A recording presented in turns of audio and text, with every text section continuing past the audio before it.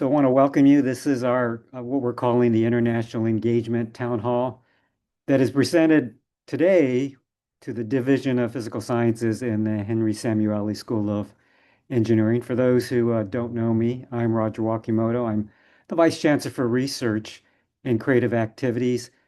And because of the units I just mentioned, I want to acknowledge and thank both Dean Miguel García-Garibay and Alyssa Park for their support as we plan this session. Unfortunately, Alyssa cannot join us today, so I'm really happy to acknowledge Rob Candler, the Associate Dean for Research and Engineering, for joining us, and you'll hear from him later.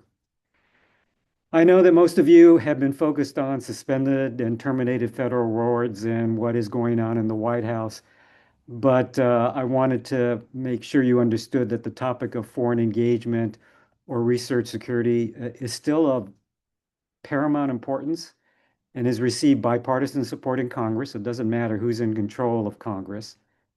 In fact, you'll have to apologize to me if I'm a little jet lagged out because I just returned from DC last night after 2 days of actually advocating for increases in the federal budgets with members of Congress. But as I did this, the topic of research security came up again and again and again from members' offices.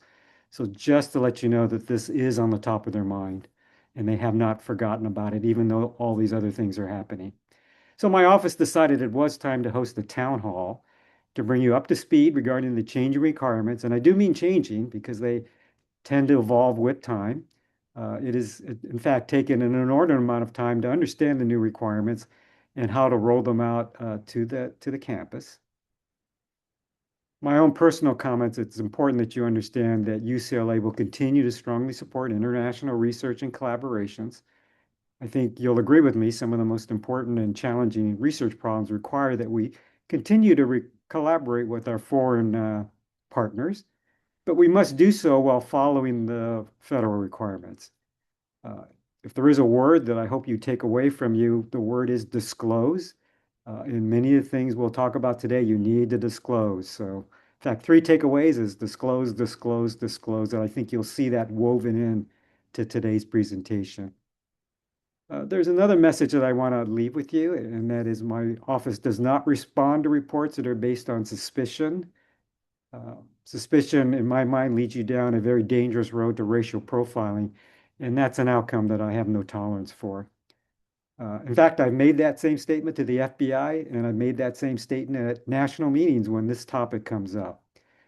I've responded that don't come to me with suspicion, to me with evidence, and then I'll listen to you. This webinar is being recorded and will be posted on our website after the event for those who could not attend the town hall, because there's always the case where a lot of people register for the town hall showing that they're interested, but they may have a conflict. And I want to make sure that they have the ability to see what was presented. Hopefully, we're going to have about 20 minutes for Q&A at the end. The Q&A session will not be recorded. We do have the Q&A box at the bottom of the Zoom screen. So remember that if you have a question, please type it in there. And we're going to try to do our best to answer as many questions as possible, but it may not be possible. So please tolerate our ability to manage and select what we think are the questions that the majority of the audience would love to hear. So with that, it is my great pleasure to introduce Dean Miguel García-Garibay. Thank you so much, Roger, and thank you all of you joining this Town Hall for International Engagement. Now, as I reflect on the topic, I really cannot think of a scientist or an engineering and research university that is not deeply engaged internationally with colleagues and institutions. So international engagement is essential for the development of science.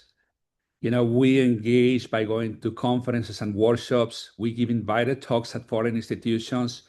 We have research collaborations that involve the exchange of samples, data, ideas. We spend sabbaticals abroad and host international students. We also recruit international students, postdocs, and faculty. And obviously, all of that is good. However, we live in a world where almost everything that we do carries some risks and requires some regulation. So things that could seem innocent, that could seem inconsequential, if we're not careful, really could bring consequences. So we really need to know the rules in order to be compliant, and when we do what we do. So today, as Roger said, is all about learning some of the risks and policies associated with international engagement that we all really ideally need to know. In fact, it is critical for faculty and staff to adhere to federal and university policies and procedures related to international collaborations. In some cases, non-compliance can result in legal, financial, reputational risk for us as individual researchers and also for the university as a whole. So thank you for coming. Now I would like to welcome and introduce Rob Candler, Professor of Electric and Computing Engineering and Associate Dean for Research and Physical Resources in the Samueli School of Engineering. Rob. Thank you, Miguel. Let me echo Miguel's welcome and gratefulness that you're all here and interested in this topic. It's as Roger mentioned, it's one that's really important, and also as Miguel mentioned, these are important collaborations that we have around the world, and we want to make sure that they stay and they thrive. I'm grateful to Tracy, Ann, and Marcia and their teams for holding this town hall, because these are really, honestly, kind of complex and very important issues, and we've appreciated working very closely with them, and I know we'll continue to do so. So speaking of them, let me now introduce Ann Pham, who is our Director of Export Controls. Ann? Hi, thank you, Professor Candler. I'm going to share my screen now.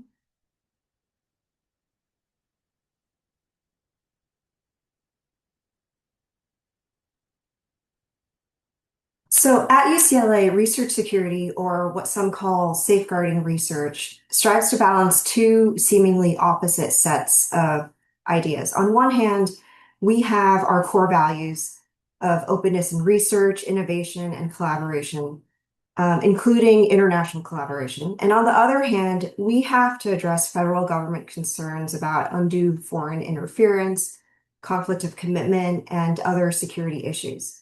Our goal for this briefing is to provide you with an overview of the ways that we are working to safeguard research at UCLA. And we're also going to talk about federal sponsor requirements and disclosure requirements.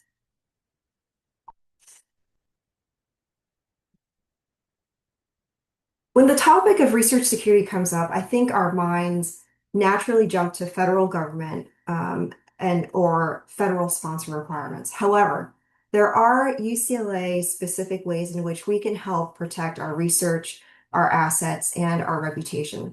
I'm going to walk us through some considerations for international collaborations, export controls and sanctions, cybersecurity and travel security, and OCGA Senior Director Tracy Frazier will then discuss federal sponsor requirements and disclosure requirements.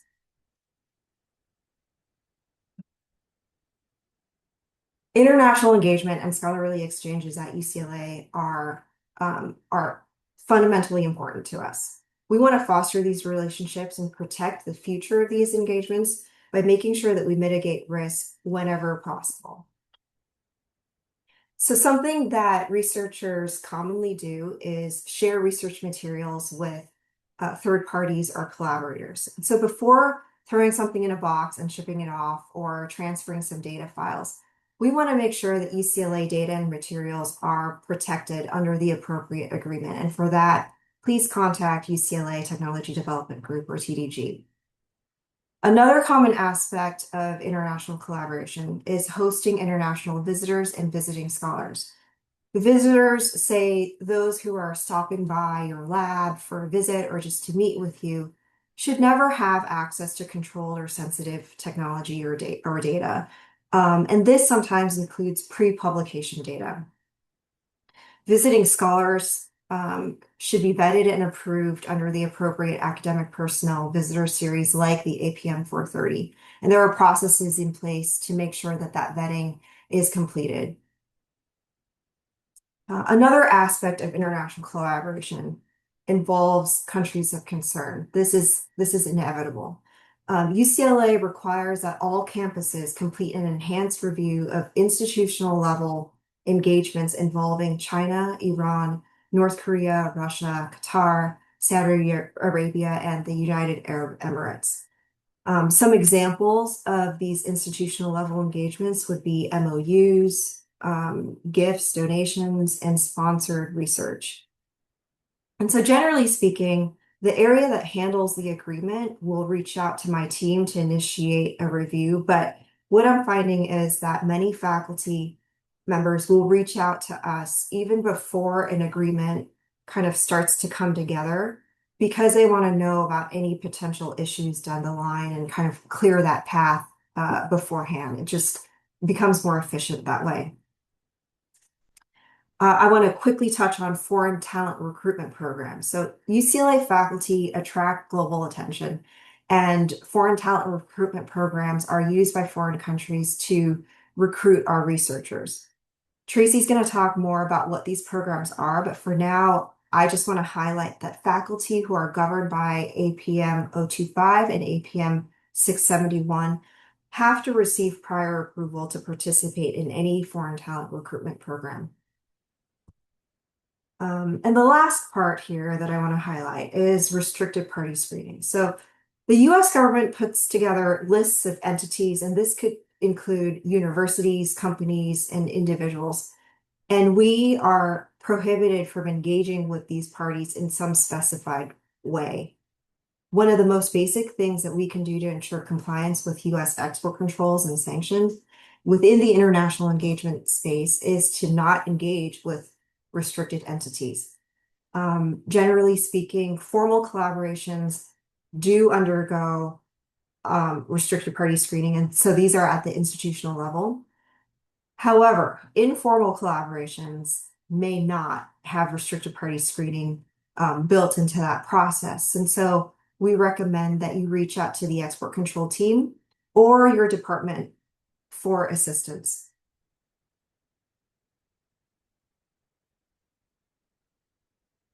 So a great question that comes up is what exactly are export controls? So these are federal laws and regulations that the US government has put in place to control the export of sensitive items, software, technology, information, and they also control the provision of services and financial transactions. That would be covered under the sanctions piece.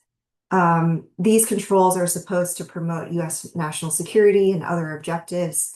And I just want to highlight that non-compliance could result in fines for the individual and for the institution, UCLA. I'd like to note that the definition of export covers items, information, and software to foreign countries, persons, and entities. So in this sense, export goes beyond just putting something in a box and FedExing it. It could also cover conversations and electronic transmissions. UCLA is committed to complying with US export controls and sanctions, and our primary strategy for doing so is by performing fundamental research, the results of which are not subject to export controls. So fundamental research actually relieves the full burden of export control compliance for us. And as an extension of this conversation about export controls, I have to talk about countries that are subject to comprehensive sanctions. And I know this slide is like scary and colorful, and it's meant to really draw your attention to these countries. So Cuba, Iran, North Korea, certain regions of Ukraine are currently subject to comprehensive sanctions. I included Syria in a lighter font color here because technically the Trump administration just removed a majority of sanctions on Syria. However, given how things can quickly turn or unturn these days, I was a little nervous to completely remove it. So comprehensive sanctions means that we are prohibited by the US government from engaging in all activities with these countries without some sort of authorization from the US government, specifically the Office of Foreign Assets Control. This includes imports and exports, incoming and outgoing financial transactions, services, travel. For example, we cannot procure goods and services from these countries without authorization. We can't hire an independent contractor in Iran to develop some algorithms for us. We can't have our employees working remotely from these countries without some approval from the US government. So if you are planning on engaging with these countries, please reach out to the export control team for next steps.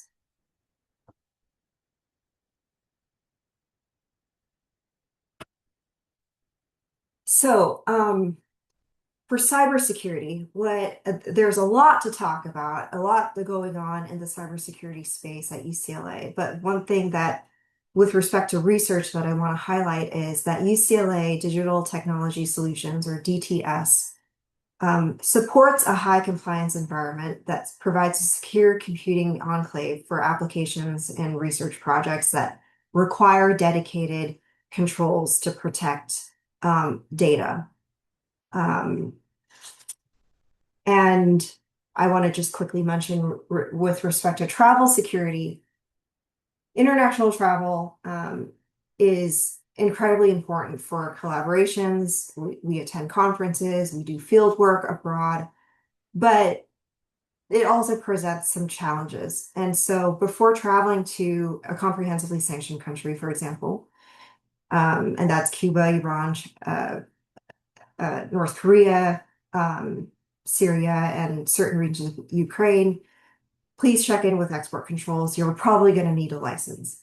There are other countries that are high risk. And so countries like China and Russia, where there are security issues that we need to consider, we want to make sure that IRM, Insurance and Risk Management, is in the loop, and UCLA DTS, Digital Technology and Solutions, also offers some cybersecurity guidelines for international travel that we highly recommend all of our travelers adhere to. And with that, I'm going to now turn it over to OCGA Senior Director Tracy Frazier. Thank you, Anne. Let me just pull my presentation up.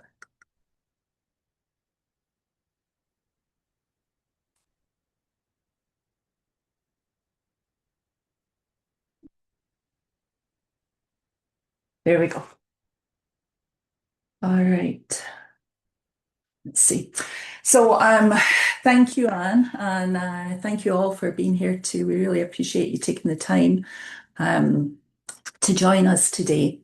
So in this section of the presentation, I'm going to talk, I'm going to focus on how the federal requirements related to foreign engagement are continuing to evolve, as the VCR mentioned, and I'll consider the impact on applying for federal research funding, what we need to keep in mind because of the current requirements and environment. I'll also take a few minutes just talking about the current landscape and provide some context for the updated and new requirements that we're seeing at the moment. So first of all, I'm going to start with something that you may have heard about before called National Security Policy Memorandum 33, NSPM 33. And this was a presidential directive that was issued in the very final days of the very first Trump administration. And it really is the catalyst for many of the new federal requirements around foreign engagement that we're seeing today. It's very much focused on research security, and it defines research security as safeguarding the research enterprise against the misappropriation of R&D to the detriment of national or economic security, violations of research integrity, and foreign government interference.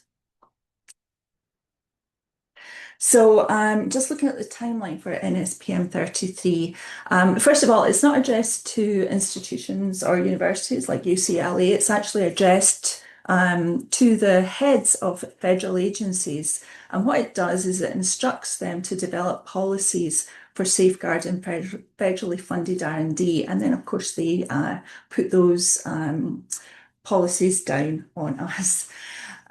So specifically under NSPM 33, there was a requirement that the agencies had to develop policies when they give universities federally federal research funding, that we have to enhance our disclosure requirements to the government, and that's kind of your biosketch and your current and pending reports. They also are going to require us to develop research security programs, and then they talk a little bit about consequences. There has to be policies for consequences at the federal agencies for non-compliance, and then also if the federal agencies receive information, they're supposed to have a policy about how to share it between themselves.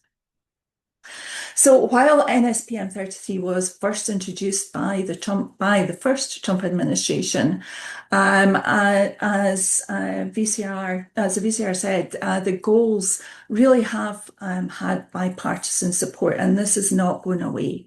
And we see that because in January of 2022, there was subsequent implementation guidance that was issued by the National Science and Technology Council, and it continued to support expanding NSPM 33's framework. And then a couple of years later, OSTP in July of 2024 issued additional guidelines requiring agencies to ensure that large research institutions like UCLA establish research security programs. And those programs have got to address cybersecurity, foreign travel security, research security training, which we'll talk about later on, and export control training. So this kind of sets the background for a lot of what we're seeing coming down at the moment. And then before we get too much into the actual requirements themselves, I just want to take a moment just to talk about the current landscape, and in particular some recent reports that have come out within the last kind of 10 months, I guess now, just to give some context for what we're currently dealing with. So in March of 2025, the Congressional Select Committee on the Chinese Communist Party issued a letter noting its concern that US universities are, in quotes, increasingly being used as conduits for foreign adversaries to illegally gain access to critical research and advanced technology. And that committee sent letters to 7 research universities. Luckily, UCLA wasn't one of them at that point in time, requesting information on their policies and oversight mechanisms related to the enrollment of Chinese nationals, and that included undergraduate, grad, and PhD students. They wanted to know about their involvement in federally funded research at those universities, and also they wanted to know about the security of sensitive technologies that are being developed on campus. So at this point in time, there hasn't actually been a publicly released report on the outcome of this, but again, just kind of showing you what's happening within our environment at the moment. And then more recently, in September of 2025, the House Select Committee on the Chinese Communist Party released a report entitled "The Fox in the Hen House." And they found that that the Department of Defense research funding had, in some cases, supported Chinese military advancement. And the report highlighted that sensitive research like AI, quantum sensing, and hypersonics were conducted in collaboration with Chinese institutions, including some on the US government entity list. And that report concluded that gaps in oversight allowed American taxpayer-funded research to be exploited by strategic competitors. And it recommends stricter controls to protect national security. And that's stricter controls than we already are working towards under the NSPM 33 requirements. So specifically, this particular report resulted in a bill that you might have heard about that's being considered at the moment called the SAFE Act. And if I have time at the end of the presentation, I'll just touch on that a little bit more in detail. But for now, I'm going to talk about, focus a little bit on the actual requirements themselves. So look at disclosures, mandatory training, new certs that you probably already had to start signing. And then I'll focus a little bit on what we see coming out of risk assessments, or how some sponsors do risk assessments, and what we've seen coming out of those risk assessments. So starting with the disclosures, so one of the goals of NSMP 33 was to try and harmonise the BioSketch and the current and pending disclosure reports, and to provide very clear instructions across all funding agencies on what sort of information should be required. And so to that end, we've seen an initiative that was led by NSF, but involved input from all the main federal sponsors, whereby they developed common forms for the BioSketch and current and pending support. And most agencies, probably most agencies that engineering uses at the moment, do now use those common forms. So they've currently been adopted by NSF, NASA, DOE, and DOD uses common forms now, and the instructions for the common forms. And we expect that NIH will start using them very early in the new year.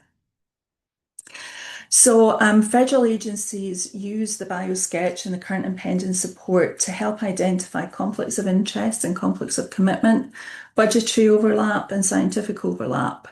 And then they also use them in conjunction with open source data to assess if the disclosures that have been submitted are accurate and complete. And they'll also use them to flag associations and funding or collaborations that might, in their opinion, increase the research security risk. So that's why there's so much focus on these disclosures at the moment. So in terms of thinking about foreign engagement and making sure that you're including the appropriate information on your disclosure forms, on the BioSketch, be sure that you're including all domestic and foreign appointments, affiliations, and employment, including full and part-time appointments, voluntary appointments, so honorary or guest appointments, any leadership roles. And this, you've got to include them regardless of whether they are paid or unpaid appointments. And then the other thing that has to these days be clearly flagged in your BioSketch is if you have any participation in a foreign talent recruitment program. And we're going to talk about those in a little bit more detail later on. And then switching to the current and pending or other support report forms. In these forms, there is a requirement to include all resources that are made available to you in support of your research endeavours. And that's regardless of whether they have monetary value. And it includes all resources and financial support from all foreign and domestic entities that's made available to you, including any funding that's not received directly through UCLA. So for example, if you're applying for grants, or you have grants or contracts or other awards through another entity, just as a reminder, one, it has to go on your BioSketch, on your current and pending report, but also keep in mind that you probably, almost definitely, need to get approval to do that from the VCR under UCLA Policy 909. And then in addition, remember to include any consulting, advising, or professional services that you're involved in that include the design, conduct, or reporting of research. And at UCLA, that would usually be consulting activities that would require prior approval, the Category 1 type activities under the academic personnel requirements. So in addition to monetary awards that you receive, there's also a requirement to include in-kind contributions that support your research endeavours. And these usually involve people or resources or supplies, equipment, and sometimes travel that's provided to you for use in your research by outside sources. And it can be either domestic or foreign universities or foreign governments or for-profit entities or other external collaborators or colleagues. So some examples would include if you have postdocs, visiting students, or visiting scholars in your lab that are paid by an external entity or source. You have to include those in your current and pending support under in-kind contributions. If you have any non-UCLA office or lab space that's made available to you by another entity, that also has to be included in your current and pending support.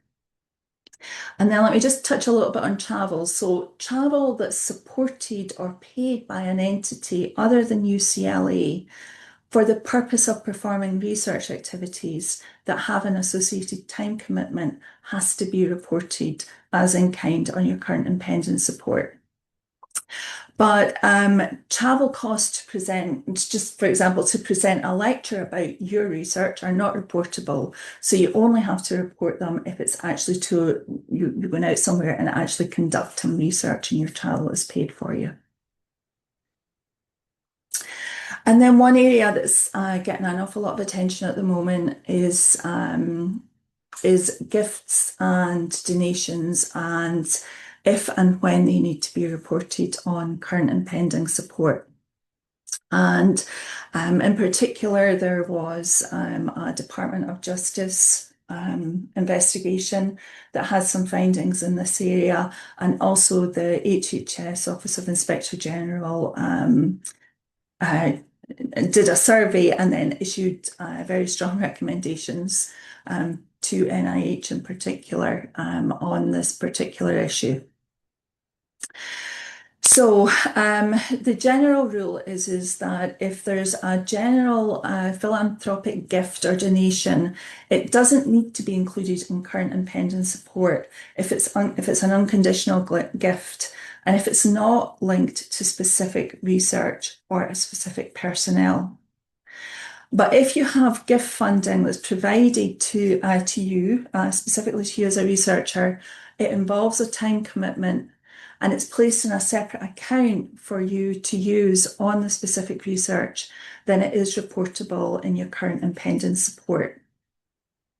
So just keep in mind, if you or whoever helps you initiate your current and pending report, if they use the other support reports that we make available in the various portals, we don't have any information in there on gifts and donations that are reportable. We have all the grants and contracts that come through our office, clinical trials office and TDG, but we don't have information on the philanthropic gifts and donations that may be reportable. So that is something that would have to be specifically added in.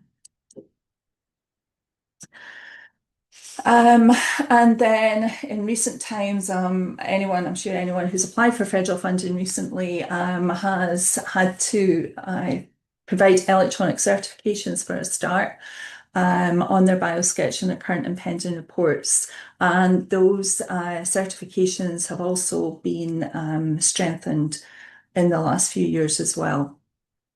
So when you're signing off on your biosketch and your current and pending, you're certifying that the information that you've provided is current, accurate, and complete. And that you have on your biosketch included all your foreign and domestic appointments and positions.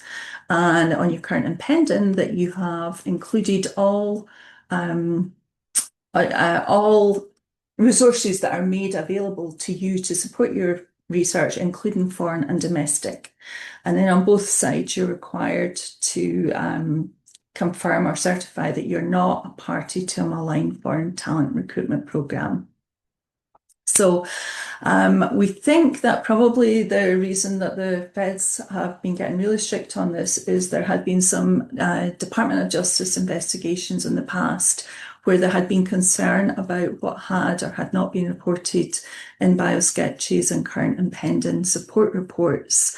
But in the past, it wasn't always, they couldn't draw a strong line between who had actually prepared and signed the reports, or who had actually prepared the reports and really who had signed them to, I think. So they've gotten much more strict on the nature of the electronic signature that has to be used, and then also on the certifications themselves. So I think that really one of the reasons why they're doing this is, at least in part, is so that it'll make it easier when Department of Justice or some of the agencies come in and to actually hold individual researchers accountable to. So just want you to be aware of that.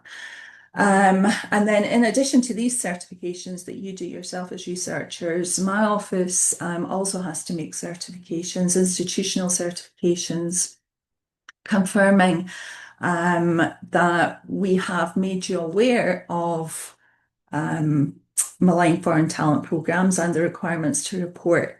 And so sessions like this and some of the other information that my office gives out and Anne's office gives out are designed to meet those requirements so that we can do those institutional certifications. And then I'll just spend a few moments just giving some examples of some recent findings in Department of Justice settlements on issues related to disclosures, biosketches, and current and pending reports. So there have been a fair amount of activity here over the past few years, and the findings tend to include things like a failure or an alleged failure in a settlement to disclose things like affiliations or in-kind contributions, participation in foreign talent programs, or employment at a foreign institution. And then some of the outcomes have included sometimes fairly large settlements that the institution has had to pay. And they've also included things like increased mandatory training, PI and institutional certifications. We're certainly seeing a lot of that pushed down. And then in specific instances, in some cases, they've removed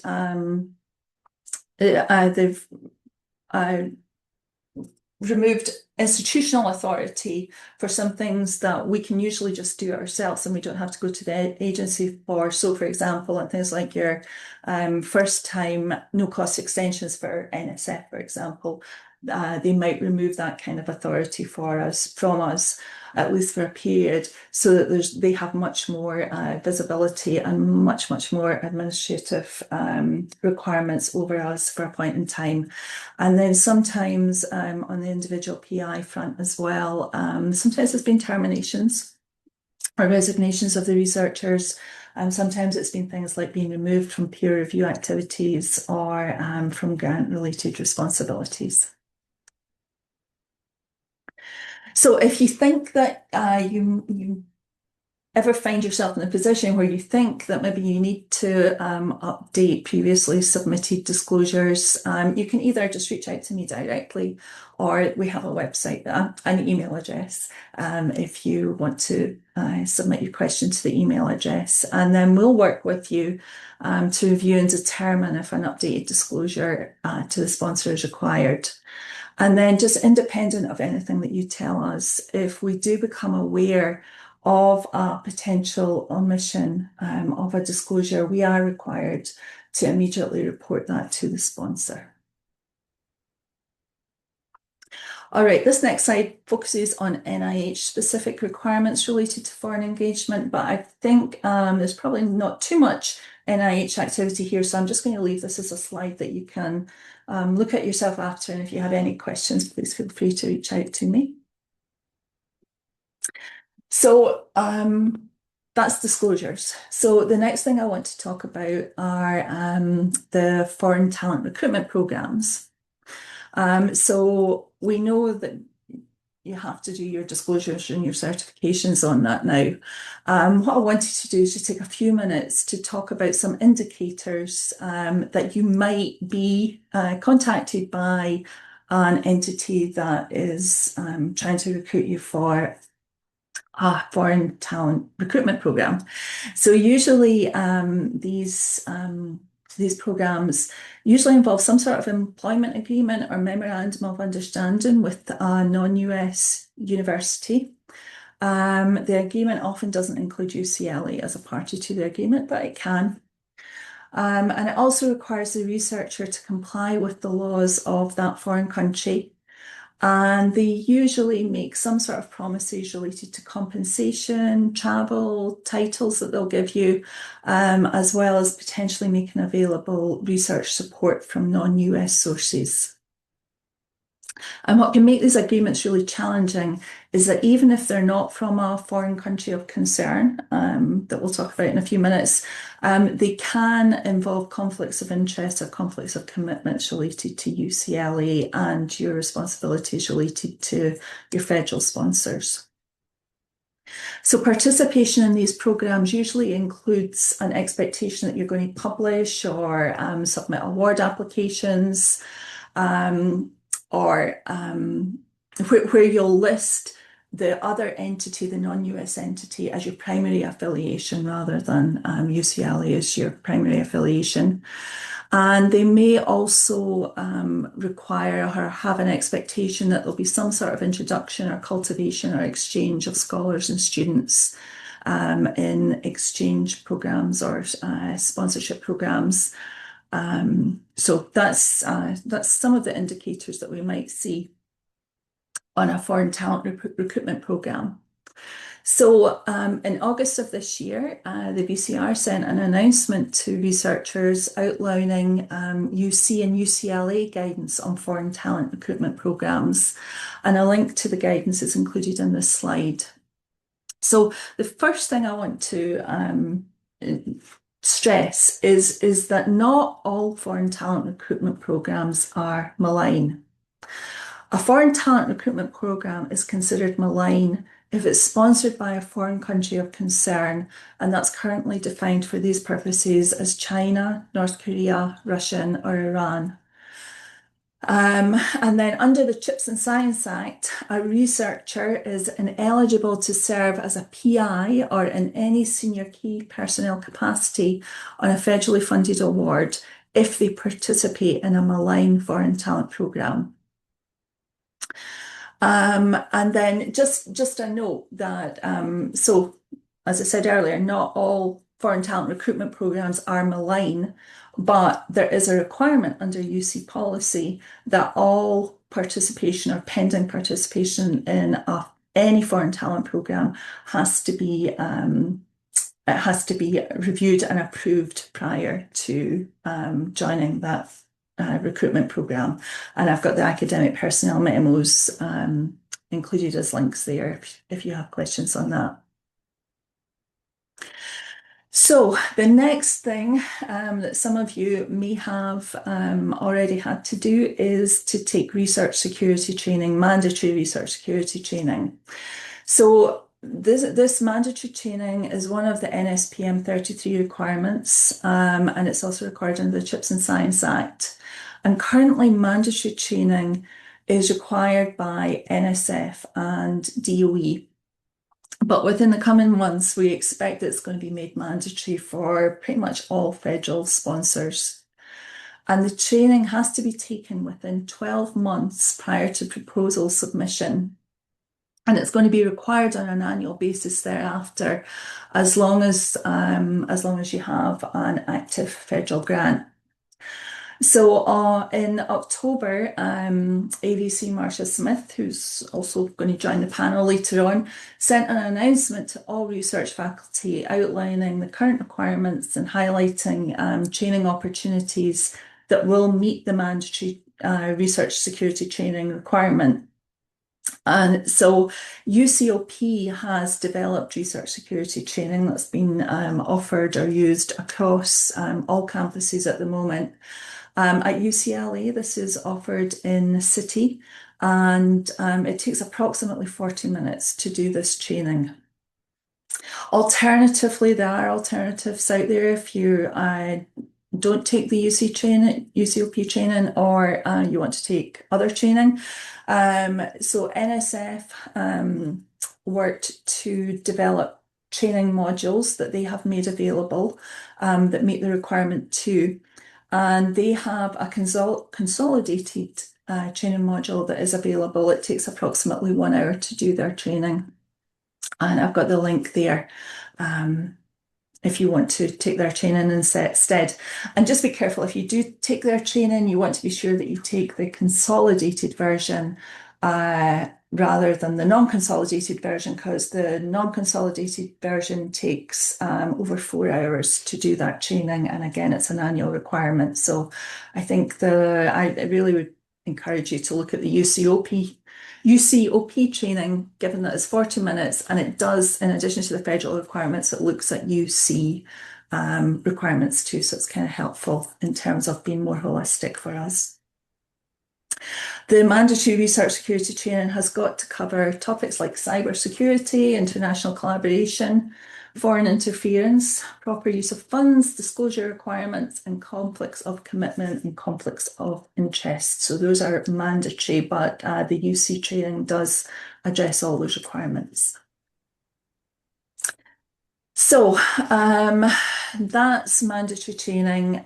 Will, within the next several months, I think it's going to be required on any federal sponsor who you submit proposals to.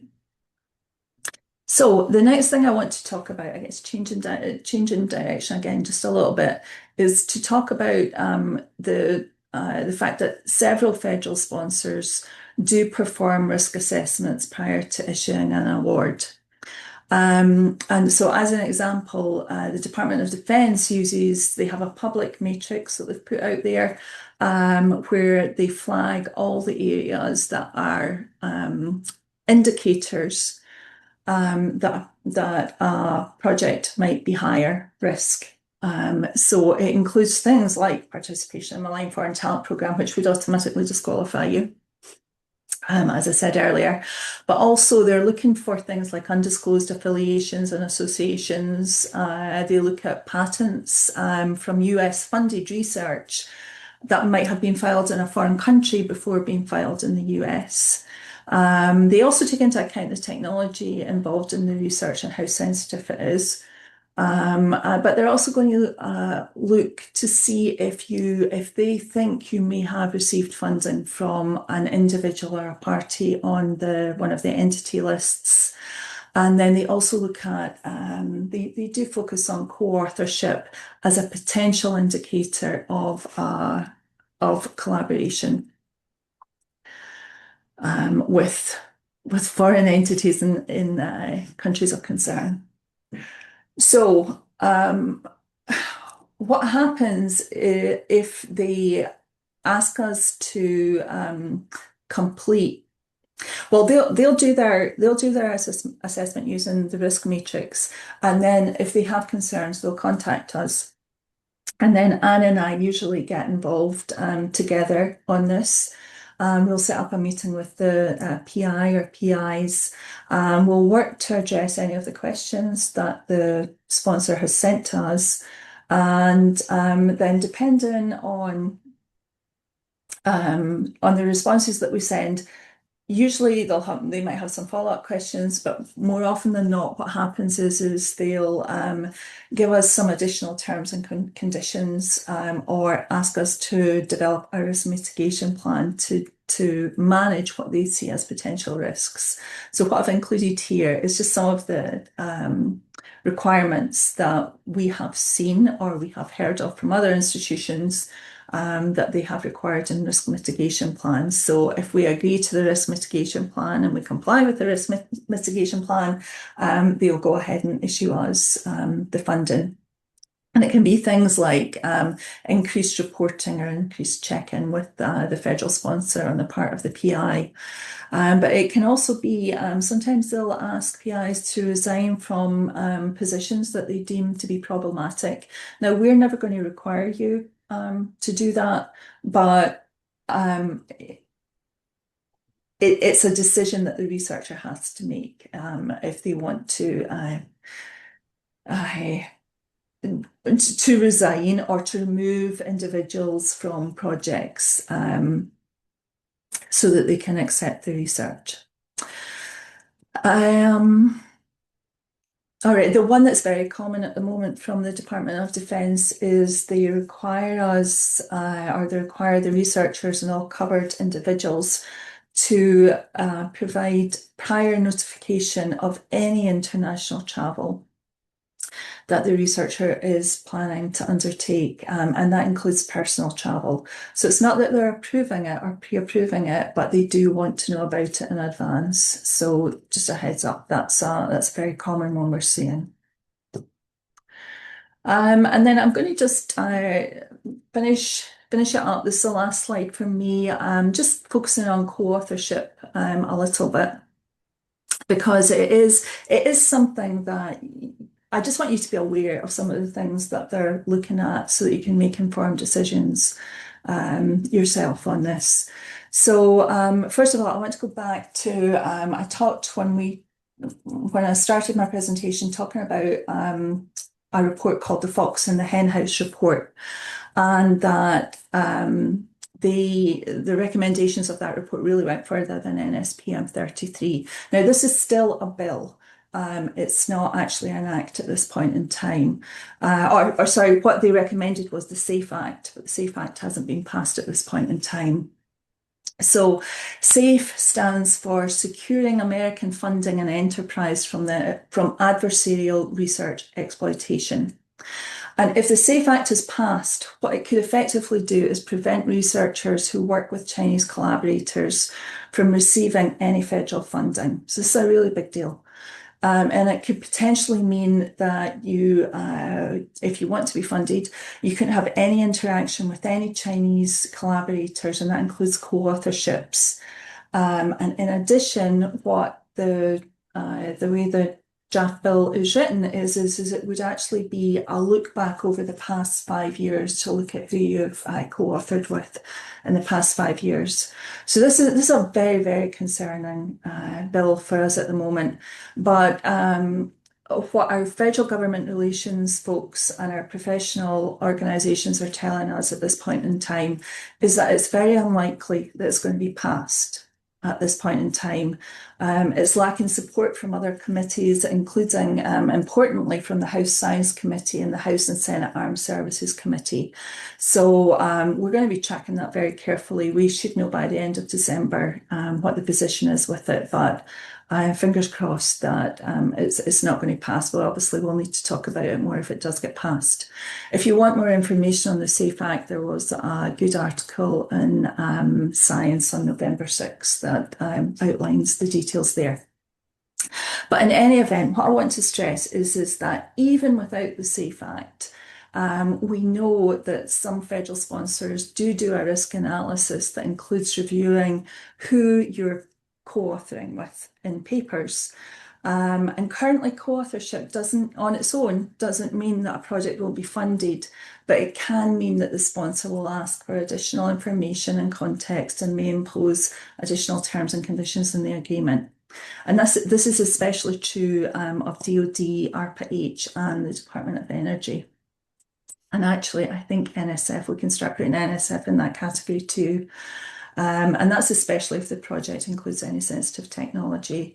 So on this slide, I just have some bullet points, just probably things you're doing already anyway, but just be actively monitoring to be aware of any publications where you've been listed as a co-author. We know sometimes students, as a sign of respect, might include you afterwards in publications without necessarily telling you about that. And just be really careful if you're on a publication with, it's especially, this is just factual, it's just especially with Chinese collaborators, be sure that you're very clearly stating who supported your funding efforts in the publication.